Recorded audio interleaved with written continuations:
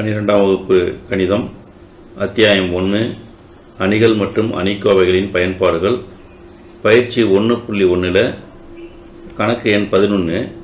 இந்த 11வது கணக்கில் நமக்கு A அப்படின்ற ஒரு அணி கொடுத்துருக்காங்க. A = 1 tan x minus tan x 1 அப்படின்ற ஒரு அணி கொடுத்துருக்காங்க. கொடுத்துட்டு A transpose into A inverse equal to cos 2x minus sin 2x sin 2x cos 2xன்னு நிரூபிக்க சொல்லியிருக்காங்க. சரி, இப்போ இந்த நாம் நிரூபிக்க வேண்டிய அந்த இடது பக்கத்தில் A டிரான்ஸ்போஸும் இருக்குது, A இன்வர்ஸும் இருக்குது. ஸோ முதல்ல நம்ம கொடுக்கப்பட்ட அந்த A என்ற அணியினுடைய டிரான்ஸ்போஸ் கண்டுபிடிக்கலாம். ஸோ நம்ம ஏற்கனவே தெரிஞ்சது தான், டிரான்ஸ்போஸ் அப்படின்னு சொன்னால் என்னென்னா நிறைய நிரலாகவோ அல்லது நிரலை நிறையாகவோ மாற்றி எழுதணும். நம்ம எப்பயுமே நிறைய என்ன பண்ணிக்கலாம், நிரலாக மாற்றி எழுதுகிற அந்த மெத்தடை யூஸ் பண்ணியிருக்கோம். அப்போது முதல் நிறைய முதல் நிரலாக எழுதலாம், 1 tan xன்னு எழுதலாம். சரி, அடுத்தது இரண்டாவது நிரை மைனஸ் tan x 1ன்ற அந்த இரண்டாவது நிறையை இரண்டாவது நிரலாக எழுதிடலாம். இந்த மாதிரி எழுதும்போது நமக்கு A டிரான்ஸ்போஸ் அப்படின்ற அந்த நிறை நிரல் மாற்று அணி கிடைச்சிருது. அடுத்து நம்ம A இன்வர்ஸ் கண்டுபிடிக்கணும். A இன்வர்ஸ் கண்டுபிடிக்கணும்னு சொன்னால் ஃபார்முலா நமக்கு தெரியும், 1/determinant A into adjoint A. அதனால் முதல்ல கொடுக்கப்பட்ட அந்த அணிக்கு நம்ம அணிக்கோவை மதிப்பு கண்டுபிடிக்கலாம். ஸோ அணிக்கோவை A ஈக்குவல் டு இந்த ப்ராக்கெட்டை நீக்கிட்டு வெர்டிகல், அதாவது செங்குத்து கோட்டில் எழுதணும், 1 tan x minus tan x 1. இதுதான் அந்த அணியினுடைய அணிக்கோவை. ஸோ இதை நம்ம விரிவுபடுத்தினா என்ன கிடைக்கும் பாருங்கள்.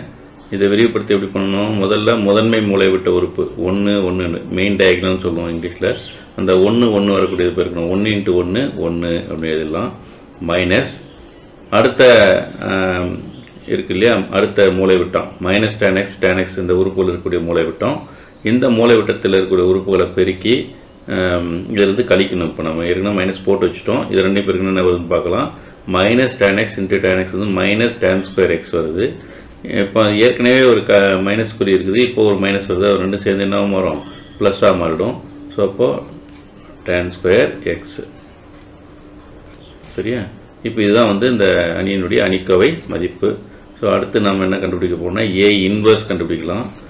A இன்வர்ஸுக்கான சூத்திரம் 1/ அணிக்கோவை A × adjoint A இல்லையா. இப்போ adjoint A நம்ம நேரடியாக கண்டுபிடிச்சிடலாம். காரணம் என்னென்னா இது ஒரு 2 வரிசையில் ஒரு அணி, அதனால் 2 வரிசையில் அணிக்கு நம்ம நேரடியாகவே என்ன பண்ண முடியும், சேர்ப்பணி கண்டுபிடிக்க முடியும்.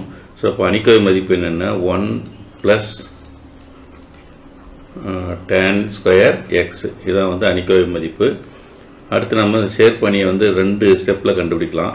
முதல் ஸ்டெப் என்னென்னா, கொடுக்கப்பட்ட அணியில் இருக்கக்கூடிய முதன்மை மூலைவிட்ட உறுப்புகளை இடமாற்றம் செய்யணும். இதில் முதன்மை மூலைவிட்ட உறுப்புகள் என்னென்ன, 1 1ன்னு இருக்குது. அது இடமாற்றம் செஞ்சாலும் அந்த 1 1 அப்படியே தான் தெரியும். அதனால் நம்ம ரெண்டையும் என்ன பண்ணியிருக்கோம், இப்போது இடமாற்றம் செஞ்சு எழுதியிருக்கிறோம். நல்லா நோட் பண்ணிக்கோங்க. இந்த 1 இந்த 1 நம்ம என்ன பண்ணிட்டோம், இடமாற்றம் செஞ்சாச்சு. அடுத்த மூலைவிட்டம் இது மைனஸ் tan x என்ற உறுப்பு இருக்கு இல்லையா, அந்த மூலைவிட்டத்தில் இருக்கக்கூடிய உறுப்புகளை பாருங்கள். அந்த உறுப்புகளுடைய குறிகளை மாற்றி எழுதணும். இப்போ என்ன குறி இருக்கோ அதுக்கு எதிர்குறியாக போடணும். ஸோ அப்போது ப்ளஸ் tan x இருந்தால் என்ன பண்ணணும், நம்ம மைனஸ் tan xன்னு போடலாம். இந்த இடத்துல ப்ளஸ் tan x இருக்குது, அதனால் இது மைனஸ் tan x நம்ம என்ன இங்கே tan x இருக்குது, ப்ளஸ் tan x என்ன பண்ணியிருக்கோம், மைனஸ் tan x போட்டோம். அடுத்து ஏன்ற அணியில் மைனஸ் tan x என்ன பண்ணணும், ப்ளஸ் tan x போடணும். ஸோ இதுதான் ரெண்டாவது மாற்றம். ஸோ இந்த 2 மாற்றங்களையும் நம்ம செஞ்சோம்னா அந்த அணிக்கு நம்ம என்ன கண்டுபிடிச்சதா அர்த்தம், சேர்ப்பணி கண்டுபிடிச்சதா பொருள். ஸோ அப்போ இங்கே இருக்கக்கூடியது திரும்ப ஒரு டைம் சொல்லிடுறேன், முதன்மை மூலைவிட்ட உறுப்புகளை இடமாற்றம் செய்யணும். இங்கே 1 1 இருக்கிறதுனால அந்த 1ல் மாற்றம் இல்லை, நான் இடமாற்றம் செஞ்சிட்டோம். அடுத்த மூலைவிட்டத்தில் இருக்கக்கூடிய உறுப்புகளுக்கு இருக்கிற குறியை எதிர்குறியாக போடணும். ஸோ அங்கே மைனஸ் tan x நாம் ப்ளஸ் tan x இருக்குது, ப்ளஸ் tan x என்னவா போட்டிருக்கோம், மைனஸ் tan x போட்டிருக்கிறோம். மைனஸ் tan x என்னவா போட்டிருக்கோம், ப்ளஸ் tan x போட்டிருக்கோம். ஸோ இதான் நமக்கு A இன்வர்ஸு. சரிங்களா. அடுத்து நம்ம இந்த நிரூபிக்க வேண்டிய இடது பக்கம் எடுத்துக்கலாம். இடது பக்கம் என்ன சொல்லியிருக்காங்க, A டிரான்ஸ்போஸ் × A இன்வர்ஸ், இரண்டையும் நம்ம பெருக்க சொல்லியிருக்காங்க. ஸோ A டிரான்ஸ்போஸ் நம்ம ஏற்கனவே போட்டிருக்கோம், 1 minus tan x plus tan x 1 இதுதான் வந்து ஏ டிரான்ஸ்போஸ் இல்லையா. அடுத்தது ஏ இன்வர்ஸ் இப்போ கண்டுபிடிச்சிருக்கோம். அது என்னென்னா 1/1 ப்ளஸ் tan ஸ்கொயர் எக்ஸ். அதுக்கு பக்கத்தில் இருக்கக்கூடிய அணி என்னென்னா 1 மைனஸ் tan எக்ஸ். இங்கே வந்து ப்ளஸ் tan எக்ஸ் ப்ளஸ் 1. இப்போ இதை நாம் என்ன பண்ணணும், பெருக்கணும். இதை பெருக்கிறதுக்கு முன்னாடி என்ன பண்ணலாம்னா இந்த 1/1 ப்ளஸ் tan ஸ்கொயர் எக்ஸ் இருக்கு இல்லையா, இதை நம்ம வெளியே எடுத்துக்கலாம். ஏன்னா அது வந்து ஒரு மெய்யன் தானே. அதனால் அந்த மெய்யன் வந்து நம்ம அணிக்கோவை மதிப்புனாவே ஒரு மெய்யன் தான். அதனால் மெய்யன்ற அர்த்தத்தில் 1 ப்ளஸ் tan ஸ்கொயர் மதிப்பும் ஒரு மெய்யன்னாக தான் இருக்கும். அதனால் 1 ப்ளஸ் tan ஸ்கொயர் எக்ஸை வெளியே எடுத்துக்கிட்டு மீதி 2 அணிகள் இருக்கு இல்லையா, அது 2 எழுதிடலாம். 1 மைனஸ் tan எக்ஸ், இங்கே வந்து என்ன இருக்குது, ப்ளஸ் tan எக்ஸ் இருக்குது, இங்கே 1 இருக்குது. ஸோ இப்போ இந்த 1/1 ப்ளஸ் tan ஸ்கொயர் எக்ஸ் வெளியே எடுத்தனால மீதி இருக்கக்கூடிய அணி என்ன, இங்கே 1 மைனஸ் tan எக்ஸ், அப்புறம் கீழே வந்து என்ன இருக்குது, ப்ளஸ் tan எக்ஸ் இருக்குது ரெண்டாவது நிறையில், இங்கே 1 இருக்குது. இப்போ இந்த 2 அணிகளையும் நம்ம பெருக்கி எழுதணும். ஸோ இங்கே பார்த்துக்கோங்க, ஏ டிரான்ஸ்போஸ் இன்ட்டு ஏ இன்வர்ஸ், இதான் நம்ம பண்ணிகிட்ருக்கோம் இப்போ கண்டுபிடிக்கிறது. So 1/1 plus tan square X அப்படி எழுதியிருக்கிறோம்.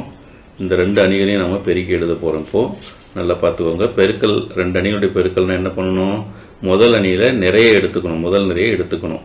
ஸோ முதல் நிறை 1 மைனஸ் tan எக்ஸ். இரண்டாவது அணியில் நிரல் எடுத்துக்கணும், முதல் நிரல். ஸோ அப்போ 1 tan எக்ஸ் இந்த நிரல் எடுத்துக்கணும், இந்த நிறை இங்கே நிரல். அப்புறம் என்ன பண்ணணும், நிறையில் இருக்கக்கூடிய முதல் உறுப்பையும் நிரல் இருக்கக்கூடிய முதல் உறுப்பையும் பெருக்கணும். 1 பெருக்கல் 1 தான், அதை எப்படி எழுதிக்கலாம் சரியா. அடுத்தது நிறையில் ரெண்டாவது உறுப்பையும் நிரலில் ரெண்டாவது உறுப்பையும் பெருக்கணும். Minus tan X into plus tan X வந்து மைனஸ் tan ஸ்கொயர் எக்ஸ் வரும், அதை இது கூட கூட்டிக்கலாம். இப்போ வந்து என்ன, மைனஸ் tan ஸ்கொயர் எக்ஸ், புரியுது இல்லையா. அடுத்தது முதல் நிறைய எடுத்துக்கிறோம், இரண்டாவது நிரல் எடுத்துக்கணும். அதே மாதிரி நிறையில் இருக்கக்கூடிய முதல் உறுப்பையும் நிரல் இருக்கக்கூடிய முதல் உறுப்பையும் பெருக்கணும். 1 பெருக்கல் மைனஸ் tan எக்ஸ் என்ன கிடைக்கும், நமக்கு மைனஸ் tan எக்ஸ் கிடைக்கும் சரியா. அடுத்தது முதல் நிரலில் இருக்கக்கூடிய இரண்டாவது உறுப்பையும் அடுத்து நிரல் இருக்கக்கூடிய இரண்டாவது உறுப்பையும் நம்ம பெருக்கணும். ஸோ அப்போ என்ன கிடைக்கும் பாருங்கள், இங்கே வந்து இப்போ எப்படி பண்ணுறோம், முதல் நிறை இரண்டாவது நிரல் 1 இன்ட்டு மைனஸ் tan எக்ஸ் வந்து மைனஸ் tan எக்ஸ் போட்டோம். இங்கே மைனஸ் tan எக்ஸ் ரெண்டாவது உறுப்பு, இங்கே ரெண்டாவது உறுப்பு என்ன 1, அது ரெண்டையும் பெருக்கினா மைனஸ் tan எக்ஸ். இதை கொஞ்சம் சரியாக பண்ணிட்டோம்னா தப்பு வராது. சரி, இப்போ முதல் நிறை முடிச்சாச்சு.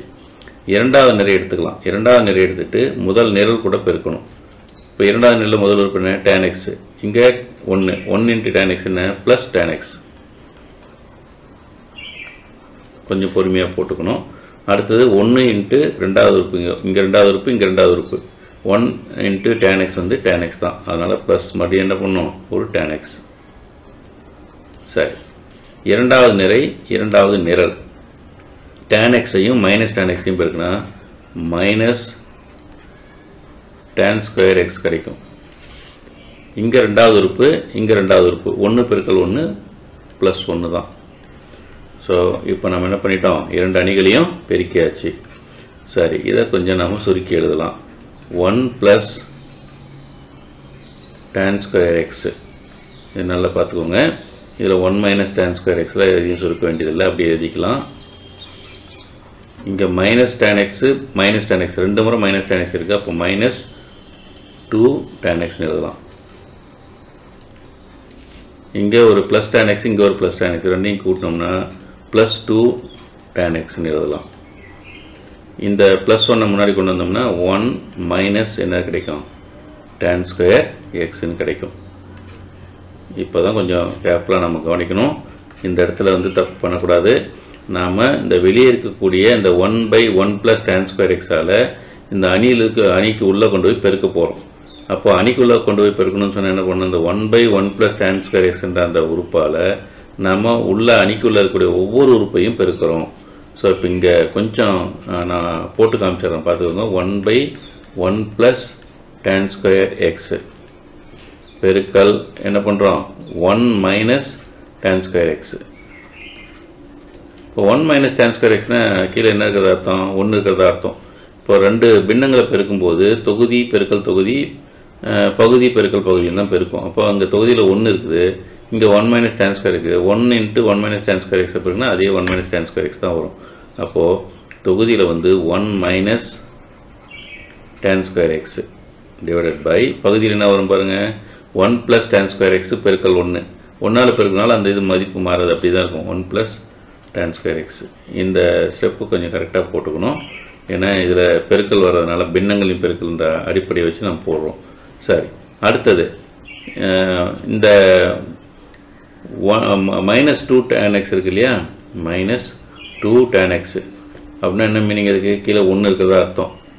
அது கூட எதை பெருக்கிறோம்?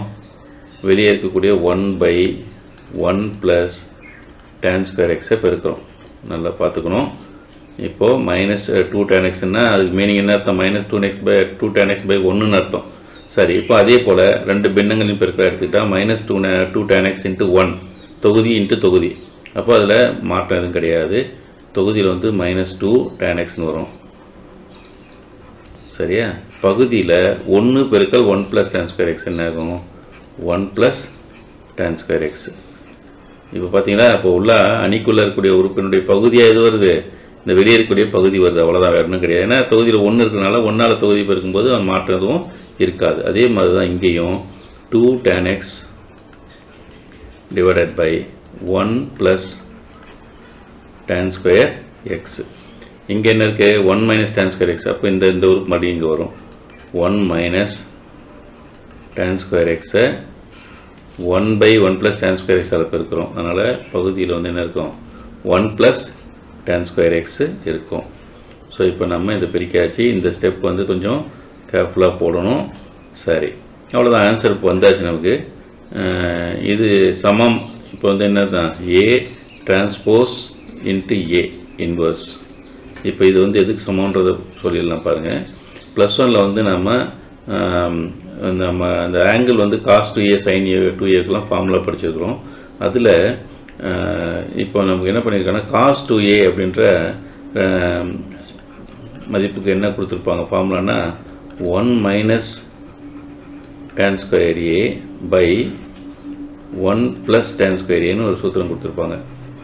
முற்றொருமை.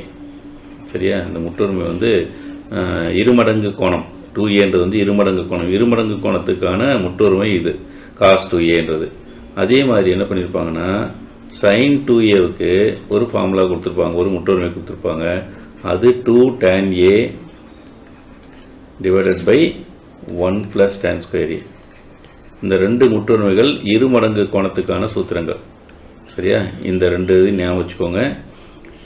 இந்த ரெண்டு ஃபார்முலா பேஸ் பண்ணி தான் இங்கே நம்ம இப்போ ஆன்சர் எழுத போகிறோம். இப்போ பாருங்கள், அப்படியே இதை ஒப்பிட்டு பாருங்கள். இங்கே a இருக்குது, 1 - tan square a by 1 + tan square a பதிலாக இங்கே 1 - tan square x ஏக்கு போல் x வந்திருக்கு. அப்படின்னா என்ன பண்ணணும்?